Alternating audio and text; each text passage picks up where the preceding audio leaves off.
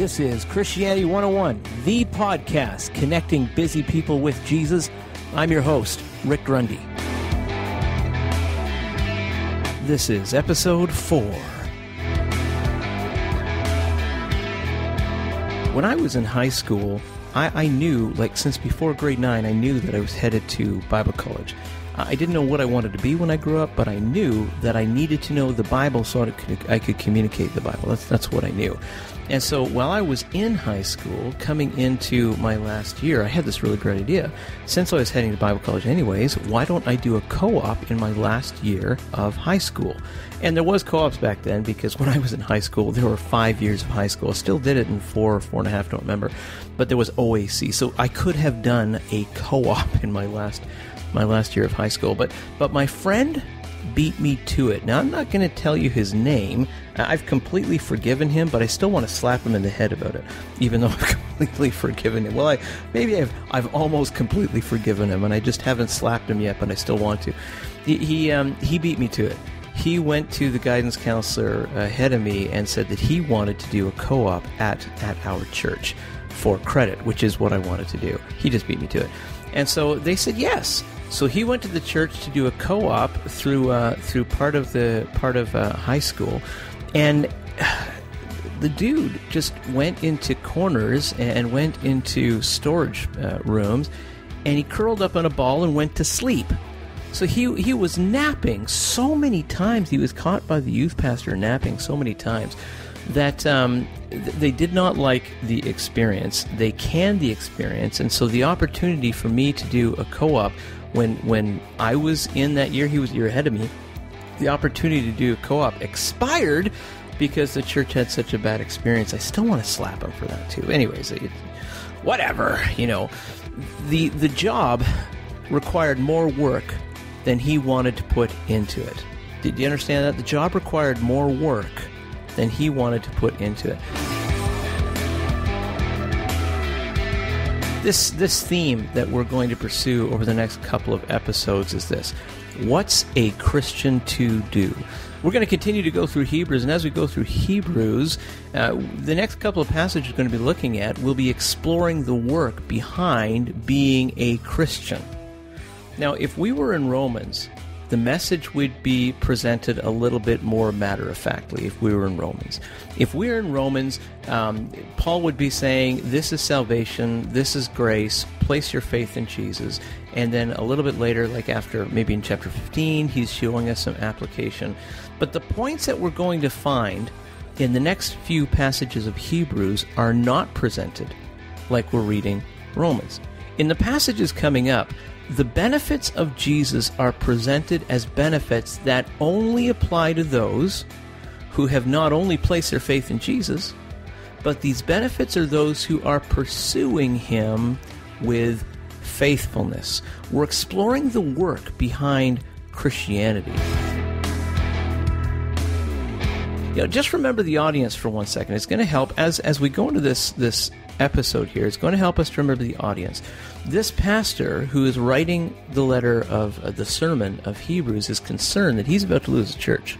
He's about to lose his church to apathy and apostasy as they choose to go back to Judaism. He is pleading with his church to prioritize Jesus. So through these next few verses, we're seeing the appeal of a pastor. We're seeing a sales pitch from this pastor. The pastor is going to show us how superior Jesus is, and then he will make the pitch for us to choose to either believe in Jesus or to continue in faithfulness. I want you to take a moment to read Hebrews chapter 2, verses 10 to 18. I'm going to read it for you. Read Hebrews chapter 2, 10 to 18, because that's what this episode is going to be based on. And as you're reading it, I want you to notice what Jesus can be doing for us if we choose to stay faithful.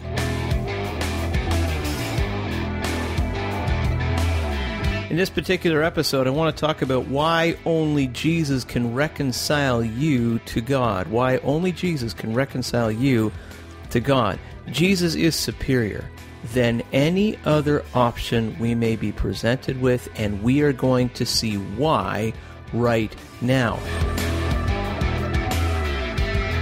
I'm going to start with context.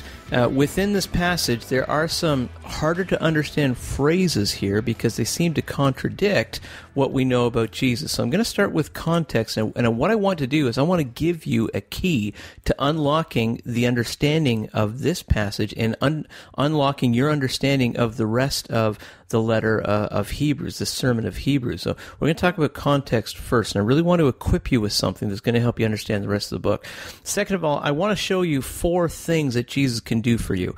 If you and I will stay faithful to Jesus, these 4 things apply to us. And then I'm going to conclude with why only Jesus can reconcile with us with God. So here we go for this episode, why only Jesus can reconcile you to God.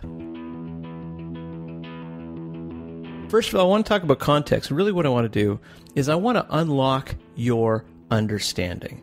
And I want us to focus on just 2 verses here, 12 and 13. It says, He says, I will declare your name to my brothers and sisters. In the assembly I will sing your praises.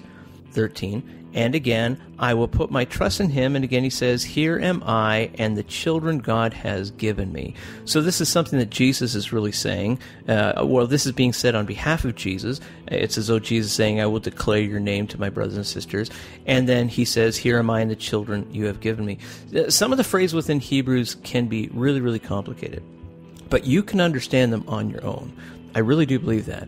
These 2 verses are going to give us a key that will help us to unlock the meaning behind some of the more complicated passages and phrases, particularly in this passage and in some passages to come. First of all, let's just remember what Jesus is doing. One of the things he's doing. Jesus reveals God as a friend. Now the text says, declare your name. I was out in my backyard with one of my friends and actually a board member from my church, and my board member and I, we're kind of geeky a little bit. I mean, we're both kind of cool guys, and we're dads, but we're also kind of geeky. Before we both were started having families, we used to play this tabletop war game where you rolled dice and used rulers, and it was kind of cool. And one day he and I found out that we used to play this, and so we brought our old armies out of the mothballs and blew the dust off of them and started playing them with our sons and then started playing them against each other. So my friend David and I were in my backyard because it's the only place that I had room in my house to play this, outside of my house. And as we're playing this sort of war game, this models game, my neighbor, he accidentally, I think, turned on his sprinklers. And his sprinkler came over the fence and started to wet us and wet some of the stuff we were playing with. And I yell over across the fence, "Hey, are you there?" And he says, "Yeah, sorry, it was an accident." And he says, "It sounds like you guys are having fun. What are you doing?" And I'm just, I don't think through things sometimes. And I told him that we were playing this game, and it turns out that he and his wife to be, they're both kind of geeks too. And he wants to see. He says, "Man, I'm too short to see over the fence." In that moment when he says, "Man, I'm too short to see over the fence," for some reason I had a flashback to Tool Time, with the neighbor kind of looking over at Tim Allen. Does everybody know what time it is? Tool time! That's right. Binford Tools is proud to present Tim the Tool Man Taylor. So I picked up one of my lawn chairs and I passed it over the fence. I said, "Well, here, just stand on this." Hi-ho, neighbor. And then as the chair is going over the fence, I'm like, "Oh, wait a minute. Why don't you just come over?" Under normal circumstances, my guess is that my friend and he may not actually become friends because he's not religious and he kind of would like to avoid religious people, I think. But because I was there, I was able to introduce my board member, my friend, a religious guy, so to speak, to my neighbor, and it was okay. I was that person that made the introduction, and so I was the person that facilitated that friendship. He didn't reject the exchange because I was speaking on behalf of my friend, and so they became friends-ish. Now here's why I've said this illustration, okay? The text says, declare your name. One of Jesus' roles is to reveal God to us, like I revealed a religious person, as my neighbor would qualify it as a religious person, as I revealed my friend, a religious person, to him, he accepted him because of that revelation. One of Jesus' roles is to reveal God to us. But God is huge, isn't he? God is huge. I mean, he created the minute and he created the grand. He does things we can see, and he does things that we can't see. He is so big that he is incomprehensible. Jesus only reveals what's relevant to the relationship, to his relationship with us, ours with him. So dinosaurs, by the way, aren't relevant to our understanding of God. And neither are cats, by the way. And I say that because both dinosaurs and cats did not make it into the Bible. Therefore, neither of them must exist, right? No, of course not. Neither of them matter to our relationship with God, and that's why we don't see him in the Bible, probably. Jesus reveals how great a friend God can be. And he also reveals how dreadful an adversary God can be. It's good for us to know that it's a dreadful thing to fall into the hands of a living God, as one who opposes him and lacks faith in Jesus. So here's the first part of context. This is going to help us as we continue to read Hebrews and as we look at this passage in this episode. This is the first part of the context here. The pastor is telling us that Jesus has gone to great lengths to tell you and me about God so that you can become his friend rather than remain his opponent. Okay, but now that's just the first part. But he does more than just represent God to us, and we need to see what else he does. Jesus reveals us as a friend to God. The text says, and the children God has given me. So in that exchange in my backyard, as I was introducing David to my neighbor, and my neighbor received that well and became friends with someone he probably wouldn't have become friends with otherwise. Not that the two guys are bad, just that they travel in different circles, you know. I kind of gave David a heads up, sort of a wordless communication that, listen, my neighbor here, this could be a potential future member of our church. I mean, he needs Jesus. We can share about Jesus. So instantly, David kind of clued in about this. And so I made the introduction of my neighbor to David in a way that David clued in and said, oh, yeah, okay, I need to be this guy's friend as well. So I introduced David to my neighbor. Hello, potential friendship here. And then I introduced my neighbor to David. Hello, potential friendship here. Again, illustration, just an illustration for me to help us understand what's happening in the text here. The text says, and the children God has given me. Okay, by faith, you and I are children of God. If you've placed your faith in Jesus, you have become a friend of God. And if you are continuing in faithfulness, then you are still a friend of God because Jesus introduces us as a friend. Jesus reveals God as a friend to us, and then Jesus reveals us as a friend to God. He does both. But Jesus only reveals what is relevant to the relationship. This is important because, you know what, you have some dinosaurs and other skeletons in the closet, and maybe some cats as well, that God doesn't believe exists. Because in the Bible of you, in the Bible of me, in the Bible of Rick, Jesus, that Jesus presents to God, they're not in there, because they're not relevant to the relationship. Jesus doesn't remind God of all of your mistakes, your sin, your transgressions, your evil, your bad choices. He doesn't remind God of any of that. They no longer matter to the relationship once you've placed your faith in Jesus, and if you're continuing in faithfulness. Jesus reveals how great a friend you are because your sins are covered by his sacrifice. You know what? I was thinking about this, and I hope this is clever. I hope you think it's clever. I think it's kind of clever. Jesus doesn't sing Amazing Grace in heaven. He does not sing Amazing Grace to God, to the Father. He never mentions once was lost. He never mentions once was blind. He presents you as he presents himself to the Father, fully qualified as a child of God. Why so complicated here? Why so complicated? We're going to look at some complicated phrases. Now, for example, what's with the talk about Jesus having to be made perfect? Isn't he already? If you haven't read the text yet, you're not going to understand the stuff. Read the text so you understand what I'm talking about, and so you know why I just had to go through the context here. What's with the talk about Jesus having to be made perfect? Isn't he already perfect? How did suffering make Jesus perfect? Was being God not good enough? Was God lacking something that suffering gave him? I want to give you a key, and I'm trying to give you a key here to open up your understanding of the harder phrases in this passage and in the rest of the book here. The key to unlocking your understanding is to remember that the pastor is teaching his church what Jesus' role is. His apathetic church is walking away from God. They are not prioritizing Jesus. They wouldn't say they're walking away from God. They wouldn't say that at all. They've got a ton of options they're pursuing. They're not walking away from God. God's just not on their top 10 list anymore.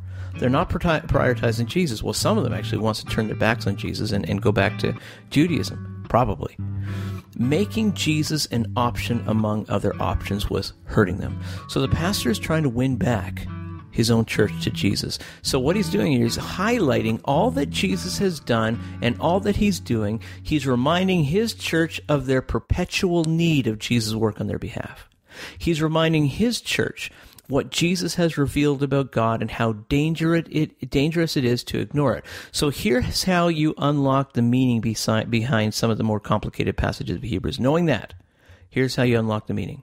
Please remember that Jesus came as God to reveal God, and Jesus became a person to reveal us to the Father. That's what's happening. So when we stumble upon these harder to understand passages, remember this. Remember who the audience is. The apathetic church is the audience is, and what the pastor's trying to do here. Reveal God as a friend, and he's showing that Jesus reveals God as a friend, and Jesus reveals us as a friend. There are things that Jesus needs to do to become the mediator between God and people. And the pastor's reminding his church in a way to get them out of their state of apathy. So what is Jesus doing? Well, exactly what it is. Here it is. Here's what Jesus is doing for you. Okay, we're moving beyond context, and now I want to get a little nitty-gritty with this particular passage here. Here's what Jesus is doing for you. Jesus does a lot to present God to us, and we're not going to look at that. There's just not enough time. We're going to look at what Jesus does for us to represent us to God, and I think that that's a better frame of reference for you and I to look at here. We're not going to look at this as if it's guaranteed, though. There's lots of stuff that Jesus has done for us, but the pastor of Hebrews, he doesn't present this as though it's guaranteed, because it's not guaranteed. And that's the pastor's point here. These things that Jesus does for us, not guaranteed. Relationships are conditional. We are perpetually required to meet the conditions of a relationship, which is just hang out and be in that relationship. Just like the pastor was trying to win back his church, we need to remember that there is a condition of relationship that needs to be met. It starts with faith in Jesus, but we need to continue with faithfulness toward Jesus. We need to be pursuing that friendship and living in that friendship. Now, here's what Jesus can do for you if you will continue to believe and be faithful. I'm going to look at 4 things here, 4 things that Jesus can do for you if you will believe in him and if you will hold on to your faith. If you believe in him and continue to hold on your faith, first of all, he can mediate. Now, that's part of what we already learned as I was going through the context here. But verse 10 says, "In bringing many sons and daughters to glory, it was fitting that God, for whom and through whom everything exists, should make the pioneer of their salvation perfect through what he suffered." Well, the text says, "in bringing many." Now, I'm trying to figure out why the pastor has set it up like this. And it looks like this is what the pastor's saying here.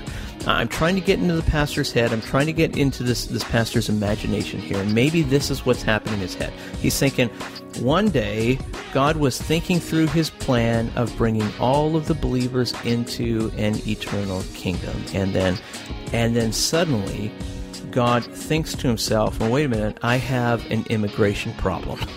I have a massive immigration problem.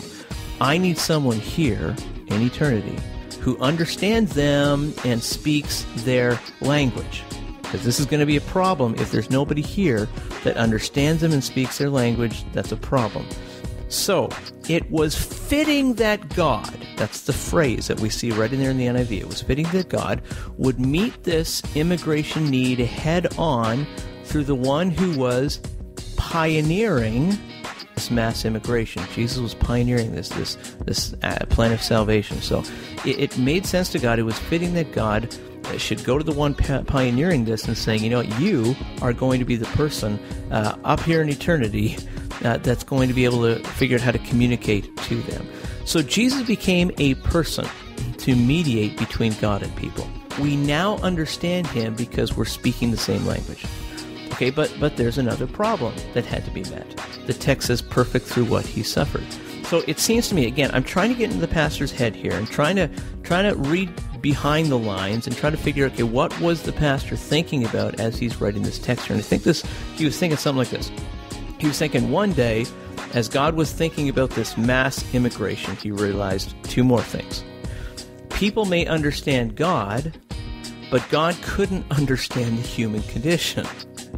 Also, because of the human condition, and I mean that we're all sinful, we're not good. People can't exist with God. He's pure goodness. Pure goodness and having, a little bit of good, but hardly no good at all, they don't exist together. So that was a problem. So God said to Jesus, okay, and this is what I'm thinking is going on in the back of the pastor's mind here. God said to Jesus, you're not really going to understand them unless you suffer like they do. And also, Jesus, because they're not purely good and they can't get here on their own, you're going to have to pay their way with your death. So that's kind of what I'm thinking maybe is in the pastor's mind. Jesus became a person so that he could understand people and solve the problem of the human condition with his death. Specifically to the more difficult phrase there, was Jesus perfect before? Absolutely, without a doubt. But before that first Christmas, we call the Incarnation, and the cross and the resurrection, he was not the mediator. Therefore, he was not the perfect mediator. He wasn't the mediator before his birth and death and resurrection. Because there was no solution to sin and no one to speak on behalf of people to God, Jesus had some work to do to become the perfect mediator. And as long as we believe in Jesus and also remain faithful, Jesus will continue to mediate for us. That was the first one. Now here's the second one. If you believe in him and if you continue to hold on to your faith with faithfulness, then here's the number two. He can be your wingman. And I'm using this word wingman intentionally. Verse 11 says, both the one who makes people holy and those who are made holy are of the same family. So Jesus is not ashamed to call them brothers and sisters. I have a friend, his name is Darren. And Darren and I, we went on this double date kind of thing this one time. And we didn't know the girls really well, and nothing came of it at all. And probably because we were just goofs. Nothing came of it at all. We went on this double date thing because if we went alone, it'd just be awkward. And we were each other's wingmen. And so as we were going out to dinner to try to get to know these two girls a little bit better in our early 20s, I believe, back when I was in better shape, back when I was like benching a whole lot, it was awesome. I didn't really need the help so much, but he was there to help me anyways. We were goofing around, and he said something of me that was slightly insulting, just sort of goofing around. And so I made a play of punching him or pushing him on the shoulder. And he was a bit of an actor. He really loved to act things up. And so what he did is when I kind of shoved him lightly, he launched himself out of the booth where we were. He launched it as though I had this massive superhero power, launched himself out of our booth and flew into the table It crashed into the chair and the table beside us. Now, thankfully, nobody was sitting there. He wasn't interrupting anybody's dinner. But, I mean, everybody could still see exactly what was happening. And he made this big play like it was my fault, like I was so super strong. And I think that he and we were each other's wingmen so much that there may have been a little bit too much bromance going on, that the girls they were just not interested, and they just nothing became of it. But he was my wingman and I was his wingman. It was kind of fun for us.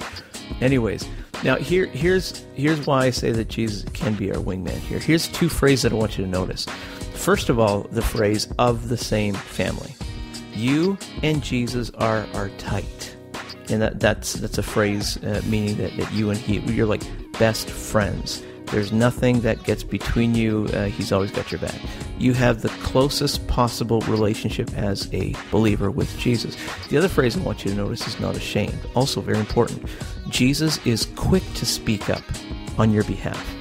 And he's quick to highlight your best qualities.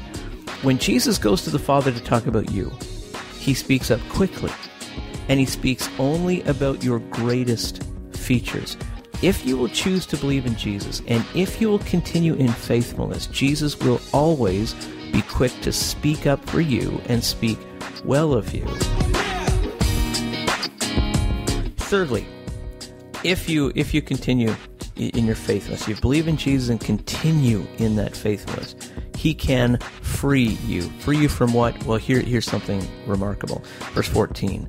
Since the children have flesh and blood, he too shared in the humanity, so that by his death he might break the power of him who holds the power of death, that's the devil, and free those who all their lives were held in slavery by their fear of death.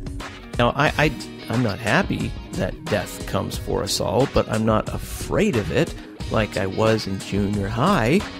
One of the things that got me to start going to church when I was just entering grade 7 was my fear of death. You know, when I was a kid, I wasn't afraid of death because life just kept on going, and whatever happens, there'll be something more on the other side. And I didn't really give it a lot of thought, but something changed in me when I was heading into grade 7. That suddenly I realized, oh, wait a minute. Death is the end. I don't even know what that means. And as I'm trying to make sense of that, I might be interested in going to church maybe and trying to figure out what that means. Afraid of death. The text is slavery by their fear of death. Death is our common problem. Whether people believe in Jesus or not, we are faced with mortality. Being afraid of death can be absolutely crippling. However, because of what Jesus did, that fear of death no longer enslaves us. We certainly are not looking forward to it, but we think about it very differently, and we don't fear it any longer because we know what's to come. Jesus has solved the problem of death. There is no one else who has or who can.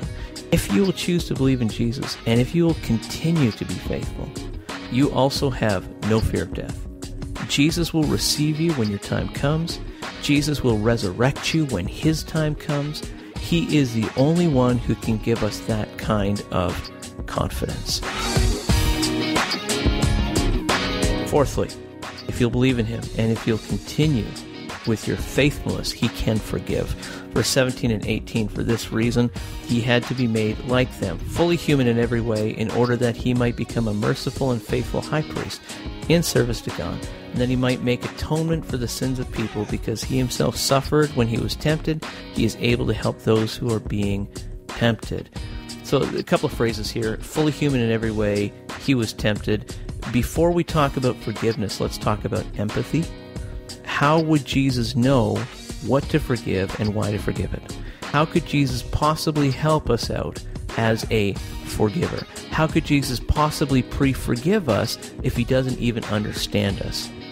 Jesus' ability to forgive is tied into his understanding of us. He understands us in every single way.